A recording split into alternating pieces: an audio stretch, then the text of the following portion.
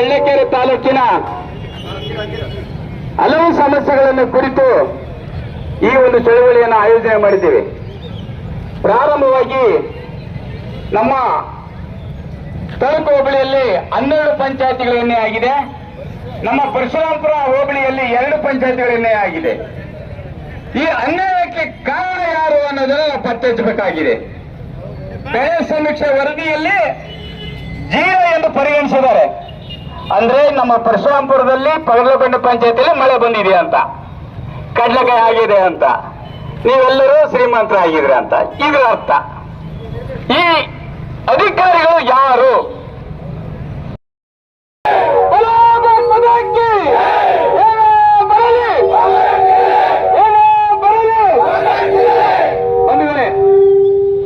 ನಾವು ಅಖಂಡ ಕರ್ನಾಟಕ ರೈತ ಸಂಘದಿಂದ ನಮ್ಮ ಚಳ್ಳಕೆರೆ ತಾಲೂಕಿನ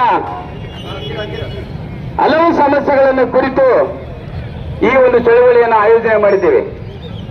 ಪ್ರಾರಂಭವಾಗಿ ನಮ್ಮ ತಾಲೂಕು ಹೋಬಳಿಯಲ್ಲಿ 12 ಪಂಚಾಯತಿಗಳ ಎಣ್ಣೆ ಆಗಿದೆ. ನಮ್ಮ ಪರಶುರಾಂಪುರ ಹೋಬಳಿಯಲ್ಲಿ 2 ಪಂಚಾಯತಿಗಳ ಎಣ್ಣೆ ಆಗಿದೆ. ಈ ಅನ್ಯಾಯಕ್ಕೆ ಕಾರಣ ಯಾರು ಅನ್ನೋದನ್ನು ಪತ್ತೆ ಹಚ್ಚಬೇಕಾಗಿದೆ. ಬೆಳೆ ಸಮೀಕ್ಷೆ ವರದಿಯಲ್ಲಿ 0 ಎಂದು ಪರಿಗಣಿಸಿದ್ದಾರೆ. ಅಂದ್ರೆ ನಮ್ಮ ಪರಶುರಾಂಪುರದಲ್ಲಿ ಪಗಲಬಂಡೆ ಪಂಚಾಯತಿಯಲ್ಲಿ ಮಳೆ ಬಂದಿದೆ ಅಂತ, ಕಡ್ಲೆಕಾಯಿ ಆಗಿದೆ ಅಂತ, ನೀವೆಲ್ಲರೂ ಶ್ರೀಮಂತರಾಗಿದ್ರೆ ಅಂತ ಇದರ ಅರ್ಥ. ಈ ಅಧಿಕಾರಿಗಳು ಯಾರು?